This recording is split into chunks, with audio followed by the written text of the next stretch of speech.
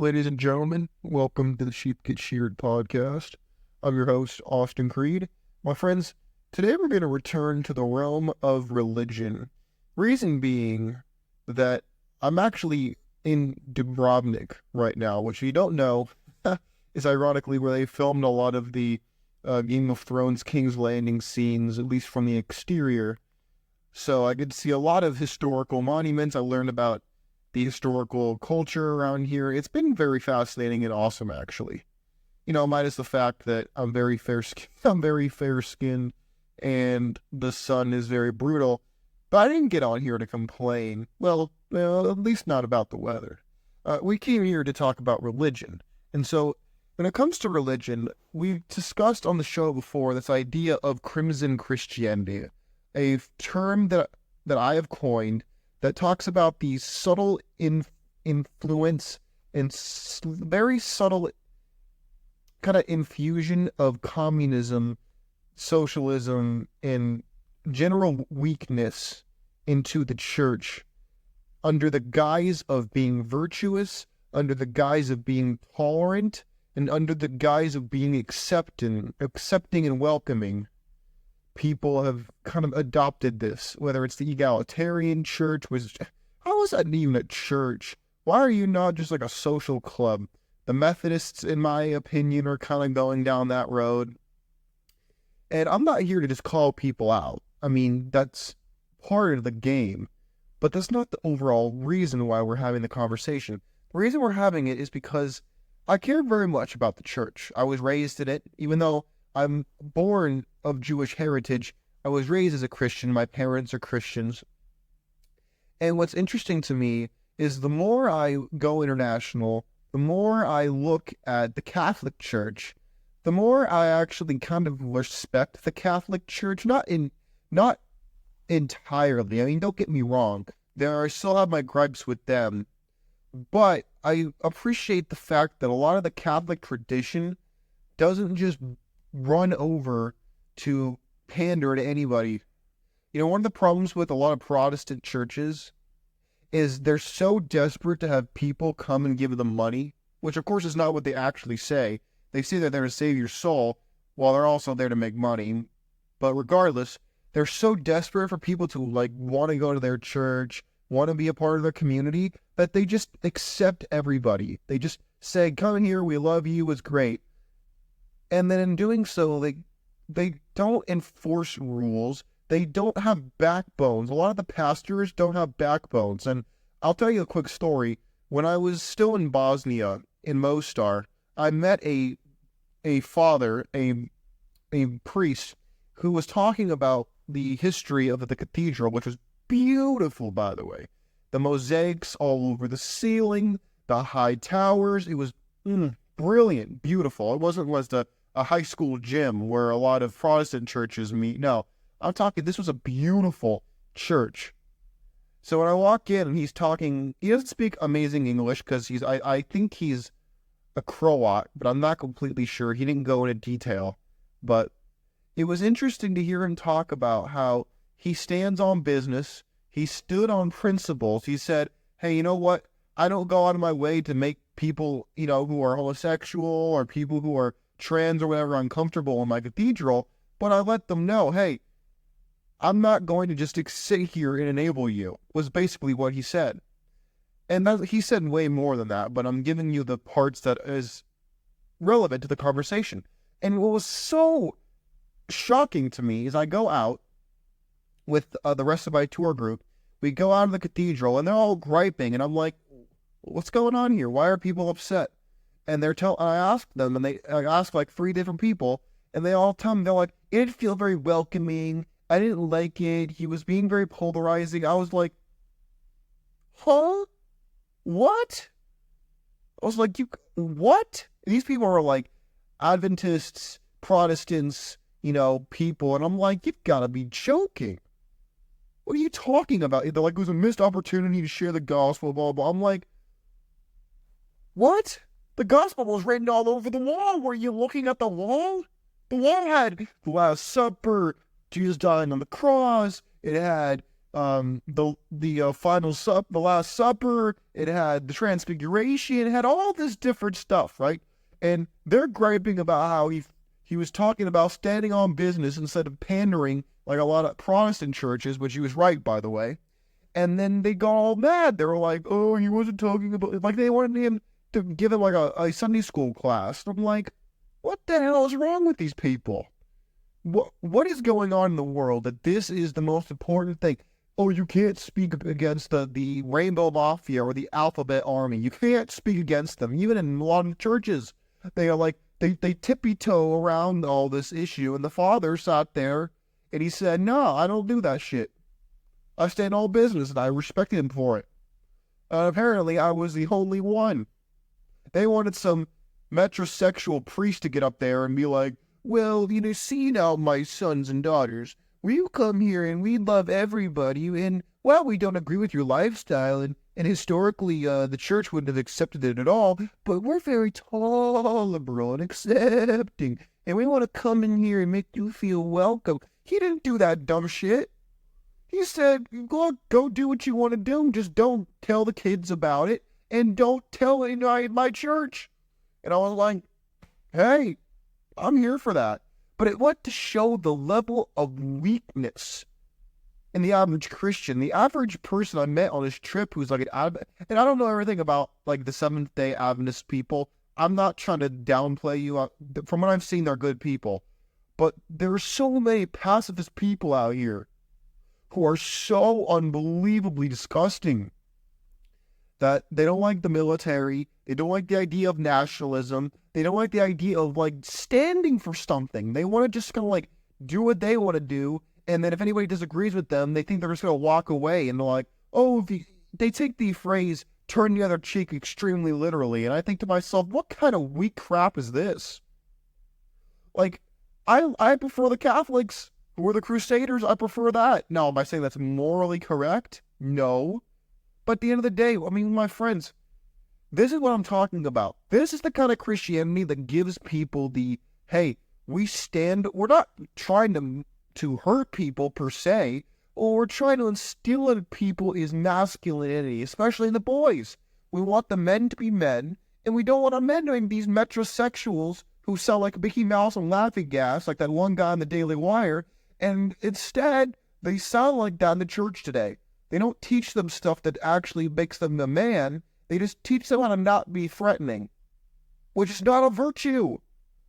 And my friends, this is why I think it's important to be talking about this crisis in the church, and why a lot of men, more than we're willing to admit, are going either away from religion entirely, or they're going to more fundamental sects like the Orthodox Church or to Islam. And the reason they're doing that is because those people stand all business. Now, do I agree with everything? No, of course not. I don't agree with 100% on anybody on anything. Let's get that across right now. I developed my own personal philosophy called biblical bachelorism. I do my own thing, as I'm sure a lot of you do as well. I don't just sit here and say I 100% agree with anybody, because that's stupid. I might as well just turn my brain off and read that person then. No, I think for myself as I think you should as well. And it's because of that I want people to understand where they're lacking, especially the people who pretend like they're so much better than everybody because they have some kind of relationship with God that they think is so sacred. Let me tell you something. When it comes to relationships with God, I don't understand why people get like, oh, it's a relationship. How can you have a personal relationship with somebody who you don't even like, who doesn't actually spoken to you outside of what you hear in your own head and you think you understand? I'm not telling you that you don't. I'm asking a question. Is it illegal to ask a question? Huh? Am I not a Christian if I ask a question? Huh? Do I need to be one of those metrosexual guys who look like the Pillsbury Doughboy to be a good man? Like, fuck that dumbass weak garbage. Again, this is the problem. I'm so used to not asking these questions, my friends, until very recently. Because whenever I ask them, instead of answering my question, people would just be like, oh, you shouldn't ask that question because the way you said that was so hostile. The way you phrase that makes you sound like you don't believe. What do you not believe? What are you not a Christian? I'm like, oh my God. Can I get anyone who has more than 2 brain cells can roll them together and we can have a reasonable conversation? Does anybody else have that experience where they feel like they're talking to somebody and then they can't have a mutual exchange of ideas? They can't have a rational discussion talking about logos before the pathos just comes in like a car wreck in an intersection and derails everything? I'm sick and tired of people using emotions in the church. I'm sick of it, frankly. And this is why I like a good balance between people talking about having a so-called relationship with God and the traditions that the Catholic and the Orthodox Church have. When I walked into that Catholic cathedral, my friends, I'm not Catholic, by the way, but when I did and I walked in there, I saw tradition, I saw history, I saw order on those walls. And when I walk into a Protestant church, a lot of times what I see is people just desperate to make a dollar. I see people who are just guilt-tripped by their past or trying to escape it entirely. And I see people who are trying to almost reinvent themselves, and they're trying to find a way out of their old life, and they want to find a social club. Like, people just don't want to be alone, or they're like ex-druggies, and instead of doing cocaine, they're now trying to do Jesus. Do religion. You know what I'm saying? And it's like when people like us, we first got exposed to the red pill, right? And then when we first got exposed to it, we're like, oh my God, this is the most brilliant thing ever. I can't believe I didn't see this before now. And then the first thing you want to do is you want to go out there and you want to tell all your friends, hey guys, I've seen reality, whether it's about women, about money, about politics, whatever. People you want to tell everybody the truth, and they're like looking at you like you're insane. That's how a lot of religious people sound when they speak in their own language. People don't understand what you're talking about. In the same way that I don't dump the red pill knowledge on people. If they ask me, I'll tell them. But most of the time, I stick it to here. I stick it to my Twitter page, which has the same handle as the show, at Sheep Get Sheared, if you want to hear my really hot takes in the moment. But other than that, I don't dump it on people in the same way that I find it disgusting when the so-called holy people dump their baggage on people, like, under the guise of being holy. They want to pretend like they're better than everybody. And I don't claim to be better than anybody, ever. Now, am I more knowledgeable than some people? Duh and or hello. But that doesn't make them stupid. If they really wanted to know the true realities of the world, like you, gentlemen who listen to the show, have come to accept, then they can. But they don't want to. In the same way that when we talk about the crisis of masculinity in the church and how all the weakness and the pacifism and the pansing and the crimson Christianity that's kind of just seeped its way in thanks to the weakness, do you think it just happened overnight? No, it happened because people were slowly making concessions. And the military, when you're compromised, that means you are unable to do your job. You're unable to accomplish the mission. But when we take that out of the military context, we talk about compromising. When you're told to compromise with somebody, you perceive it to be a positive thing, like, oh, we came to a mutual understanding. In the military, if I said I'm compromised, people are like, oh shit, he's turned, he's a traitor, or he's incompetent, he can't do his job, he needs help. How is it in a civilian context we think compromising is good? I don't think of being compromising as good. I think of shifting my position if I'm wrong is good, but I don't see why I should sit here and compromise on something that I know I'm right on. Am I wrong? Please let me know what you think. I want to know. And this is one of the reasons why I will never be married, because I know where I want to go in my life. I know what I want to do. I know where I want to go. I know what it's going to take me to, at least at this moment. And being a husband, that's not going to help me get there. It's not going to help get me to where I want to go. I know guys who I respect very much who are married or plan to get married. Now, am I going to sit there and tell them that all these 304s are out here, like, for example, their future wives out there with me or with you, getting their backs blown out for a couple bucks, or allegedly, or, sugar babying, or out there throwing it at the club, twerking on Tyrone? I'm not going to tell them that. Why? Because, number one, they're likely to say, not my girl, or two, they're going to give you the garbage of, oh, just, like, find the right one. As if I'm out here looking for the wrong one or anybody else is. Oh, God. It's just funny. You got to laugh at it because you could get mad. And trust me, I used to get mad about stuff like that. But you know what, man? There's so much more to life than that. There's so much more to life than religion, too, by the way. I don't understand people who they live and breathe and die this stuff. Like, day and night. They'll argue stuff that they don't understand.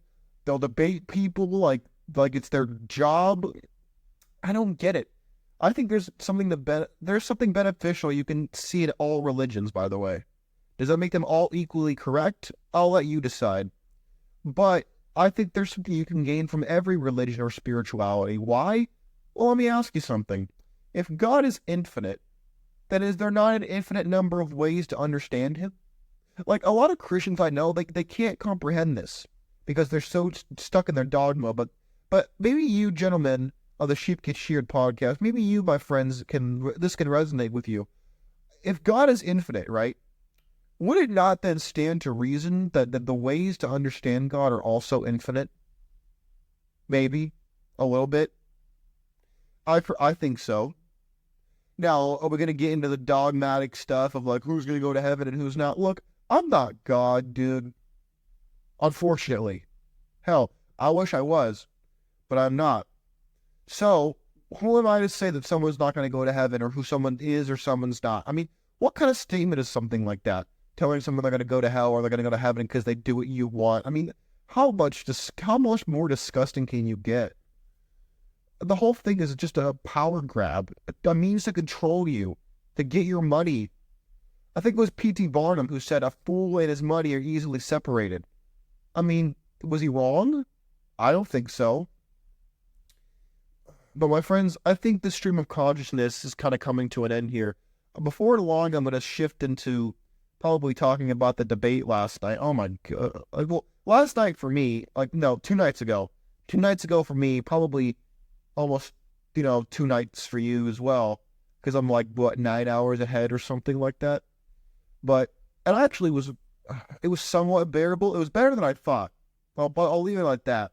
I thought I was going to be an absolutely disgusting train wreck, and to some extent it kind of was. Considering that they literally pulled out all the stops for Biden and he still lost, in my opinion. I think even their own poll showed that he lost. But, yeah, I'll talk about that probably in the next show. I could do it now, but then the show will probably go for another hour, up to an hour, which some of you might like. Some of you might want me to do an hour, 2 hour show. Maybe I'll work up to that at some point. Oh, by the way, in the future, probably within the next week, I'll be back in the States and have my normal setup, but I'm going to really update my setup. So I'm not telling you this doesn't tomorrow or the day after, but for those of you who love the show and religiously listen to the show, first of all, I want to thank you for that. It means a lot to me, truly. The next thing I want to say is I'm going to be I'm going to upgrade my microphone. I'm going to upgrade against sound deck. I want to get all that stuff going so that we don't have to deal with these goofy sound issues. We don't have to deal with this. We can focus more on the issues at hand. Because to me, that's what's important. But my friends, in the meantime, I will leave you for now. You take care of yourselves. Please, I encourage you to... I know I touched on a lot of different topics throughout the show because my mind jumps around because of the stream of consciousness. But you let me know what stood out to you, what you would like to discuss more, what you want to talk about. Please let me know. I'd love to hear it. My friends, in the meantime, I encourage you to think for yourselves and not be like any of the people we talked about who don't do that. My friends, you take care of yourselves. In the meantime, I'll see you later. Peace.